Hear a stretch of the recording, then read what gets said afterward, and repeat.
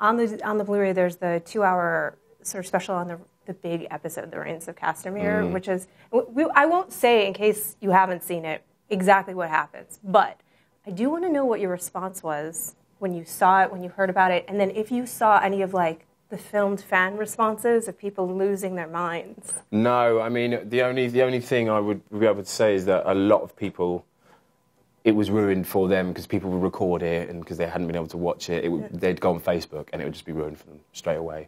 So I think one tip, if you want to keep that sort of surprise to you, is to just stay away from any social networking because it's just all over the place. But I guess in my reaction to it, I was just blown away because I knew how important that was to David and Dan from the start, that scene, and I just wanted to see it. I wanted to see it in its entirety, and I was pretty blown away. And I also, I know the guy who is the drummer in it. Oh, I've met him a couple of times, and he's a cool dude. So I wanted to sort of see how that came out as well.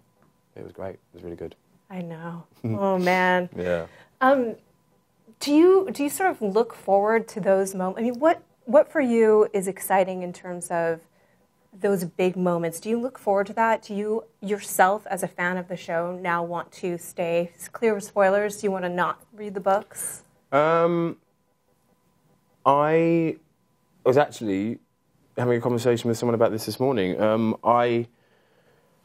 That was the first question I asked David and Dan when I came into the show was, should I read the books or do you want me to just make it my own completely? And they left it up to me. They left it to me to decide whether to do that or not. And you know, I wanted to do George Martin justice. I wanted to do his character justice and what he'd written down, but then soon realised that, you know, he likes to see some fresh life put into it. You know, those books are quite old now, so it's so I think he enjoys seeing that happen. But in hindsight, I mean, dare I say it, I kind of wish I hadn't read the first 2.5 books because I would have just completely come at it with my own thing. But at the same time, I wanted to do George Martin's portrayal of Theon Justice. So I think I feel like that balance has been found, you know? Yeah, definitely.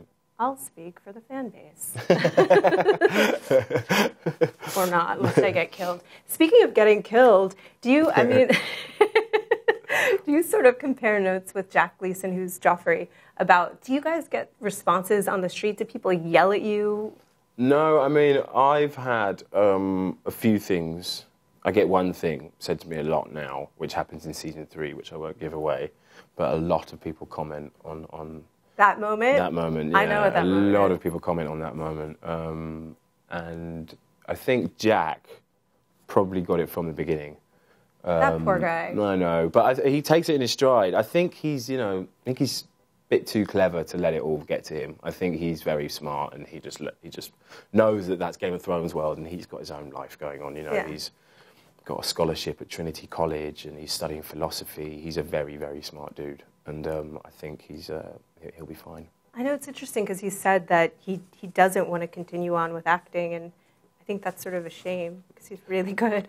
Yeah, it's a shame, but you know, it's an emotionally destroying job. So, sure. So I would say, and equally, you know, it can be really, really rewarding, emotionally rewarding sometimes. But you know, when I started acting, my dad told me that 95% of it is about rejection, and that's, you know, it's kind of true. You know, so you've got, and obviously when you're playing a part as well, it can be emotionally deceptive, and it can play tricks on you, you know, so that it can be quite destroying. But I think he takes it in his stride very well. But we've hung out a few times, me and Jack. When I first met him, he was a wee lad, and it's been great to see him evolve into this amazing man that he's now become.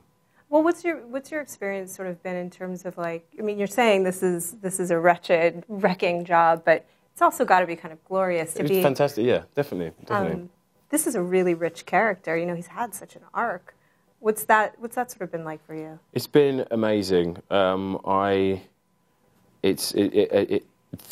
I think, is probably one of the most human characters in the show because of his arc. You know, he comes from being sort of meaning well, and then he kind of does mean well throughout. It's just he doesn't have the best decision-making skills, and I'd say that that's quite true to a lot of human people, is we all make mistakes, you know, so I think... he makes really big mistakes. He makes really big mistakes, yeah.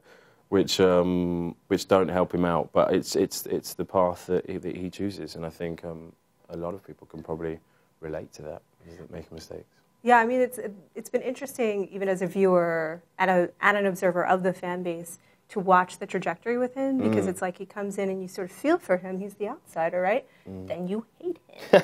Yeah, exactly. And now you feel for him again. I mean, there was a certain point where I was like, enough to the television. I mean, do you have that experience? Do you have that experience on the inside of it?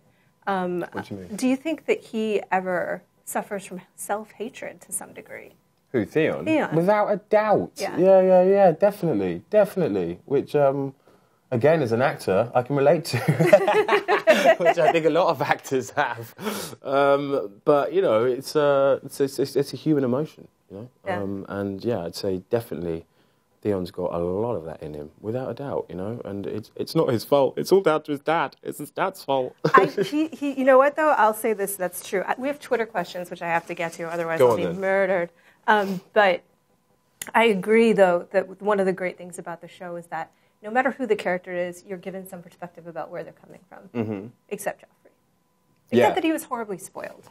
Well, I think, yeah, he's one of the people who people find very hard to relate to in any way, because he's just pure evil. Sorry, Jack, Joffrey, but yeah, he is just pure evil for no reason, really. I mean, I guess you could argue that he's had this weird upbringing and that I can't really give that away, can I? But he's I guess we're so far into it, I can't say that now, can't I? I mean, he's had a horrible. He was basically really spoiled. Yeah. I think he was almost spoiled into becoming a horrible. That shows you. And he's a product of incest. Well, there's also the genetic factor. Yeah, that could also be quite. There's the genetic factor, but I think also like she just indulged him too much. Yeah, I think so. And I think she you see her sort of struggling with that through it as well. Is that she's sort of having to be a mother to this thing, this man, this child, you know, but at the same time knowing that he's a nasty piece of work, and knowing that she's probably the reason for it. Is he the worst? Do you think, is he the worst? Is he the worst? Is Walder Frey the worst? This is a constant question. Walder Frey or Ramsay or Theon? Or is Theon? I would say... Who is the worst person? I'm going to say Theon. Theon's really? The worst person, yeah. Is it fun to be that? Yeah, definitely. I mean, I don't get that much flack for it. I mean, please don't give me flack for it, guys. But I don't get that much abuse for it. I mean, I only really ever seem to get nice things from people just saying that, you know, you portray that character well, and so long may that continue. But no, I don't really seem to get much hate for it.